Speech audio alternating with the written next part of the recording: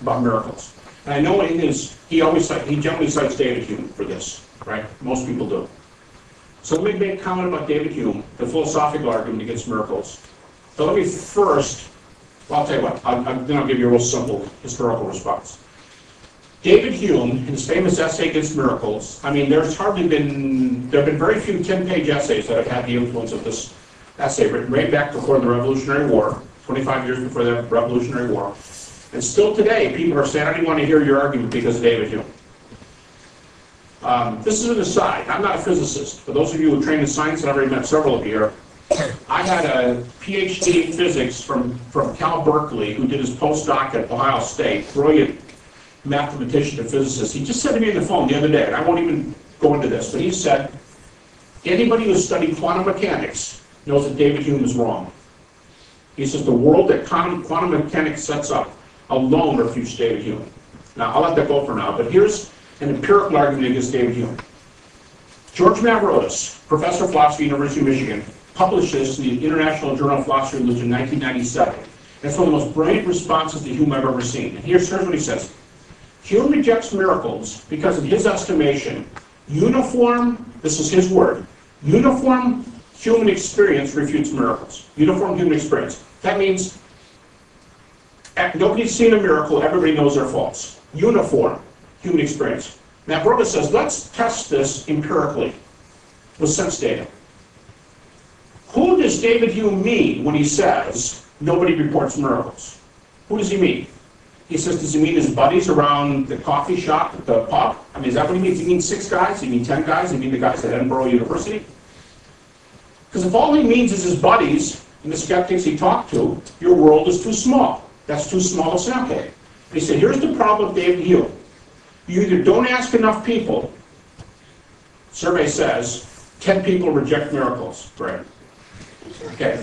You either don't ask enough people, in which case that does not constitute uniform evidence against miracles. Or you expand your group to get a good statistical overview.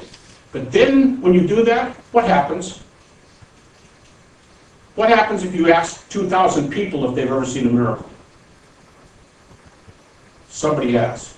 Yeah, I'll bet you according to surveys, I'll bet you 25, 30, 40, 50% of those people claim to. Now, don't get me wrong. Now, if you go, what idiots. Well, then you simply rejected a priori without listening to their case. That's not scientific either. Now take your choice. Pick your poison, Mavrotis argues. Either your sample's too small, in which case you can say, with this little tiny tight group, there's no miracles. Or, if you expand it, you get miracles, and then you got to poo-poo all the miracles. Nobody really believes them. Anyways, I don't believe you guys at all. Either way, his argument does not work. And most scholars today, my professor at Michigan State, who was on my committee, he said, when I gave my critique of David Hume as part of my dissertation, my philosophy professor said, everybody knows David Hume cheats anyway. Cheats in the statistics. Here's the other thing I'd say about David Hume. First of all, I'm saying you can't pull this argument off empirically. I don't think you can pull it off. But secondly, I'd ask this question. If I was in a debate and a guy said, I don't believe miracles, I'd say, who said it was a miracle? I didn't say it was a miracle.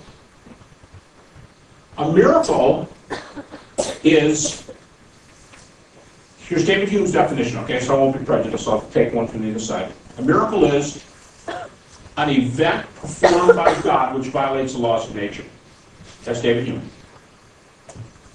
But I didn't say anything here. I told you about people's beliefs that this happened. But I didn't say anything from history that God reached down and raised Jesus. I just said there were people who believed he was raised. Now, I can construct this naturally. Now, coming back to life is not natural, but here's what I want to ask. Did this man die? First question. Here's my second question. Did somebody see him afterwards? Died is natural, and seeing somebody's natural. You're going, yeah, dude, but the problem is you saw him after he died. Fine, but I want to ask data. I want to ask about data. Did he die? And did somebody see him afterwards? Now, I haven't asked the miracle question. Here's the miracle question. Whoa, somebody did see him? Looks like it. Who did it? God? Now we're no longer talking history. We're talking philosophy. And this would take a whole other argument, but I'll tell you where you can get it. And when you do 15 books on a subject, you have to cover something everywhere. I did a book a few years ago for Secular Press. It's called The Risen Jesus and Future Hope. It's an argument all the way from resurrection to Christian theism. My second, third chapters deal with this question. I'm not saying go get it. I'm just saying there's no way I can get this argument out quickly. But here's one quick way I would do it. I'll do a quick form of the argument. If Jesus made extraordinary claims about himself, and when people said, put up or shut up, and he said, all right, I'll rise again from the dead, and he does, probably he's in the best position to know why this happened. In fact, he's really the only one you can ask.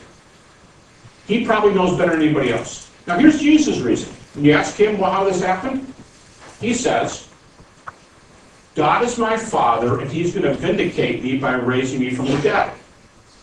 But I'd ask you this question.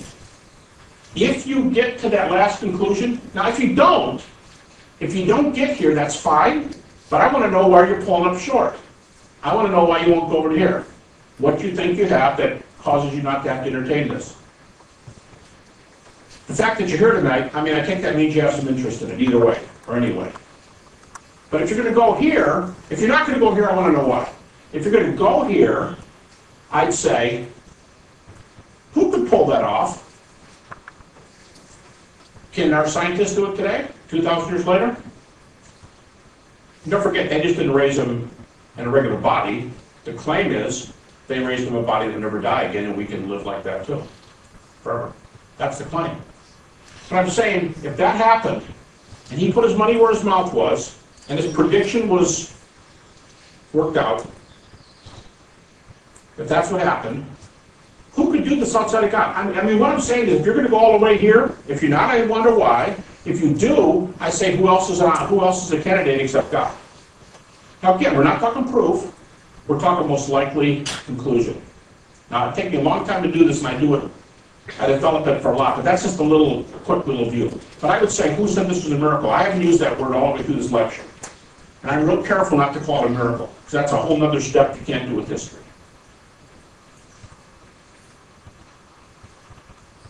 Anyone else? Yes? Can you give the representation of like the God of the gaps theory? Why is this not a God of the gaps theory? Why is it a God of the gaps theory? The idea that there's no other explanation. Oh, okay. Now I'm not saying there's nothing left here, so this has to be true. If I had time to develop this, I have done this in several books. In fact, we've got some of these online. You folks can get them. I don't sell anything on my website. So you can find debates on there, dialogues, material on the resurrection, and just take whatever you can. But I don't say, because this doesn't work, this has to. I give 10 reasons for why this is true. Actually, I think there's so many good reasons for this that this is looking very good before you can get here. But if you already got a theory that's looking good for 10 or 12 reasons, and then these don't work, I think I'm justified in saying that they don't work because this really is what it appears to be. So it's not God of the gaps. I have two theories. This one works and this one's true. I'm saying this one looks true on its own. And then when I know this one doesn't, to me, I'm arguing a theory inductively from start to finish. There's no gaps in the argument. I don't mean that. I mean no God of the gaps argument, right? There could be a gap in the argument. Well, it's pretty bad stuff. Anyone else? Yes?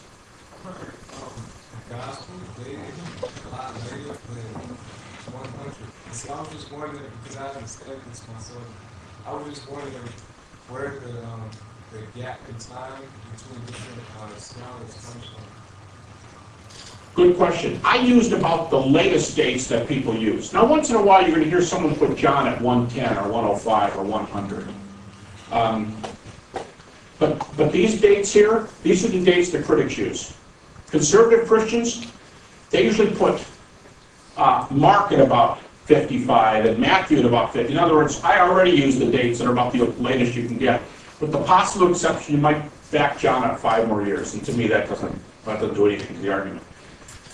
So these are the arguments as used by the critics. But notice, I didn't put all the weight on this. I want to take the argument the critics all allow, and that is,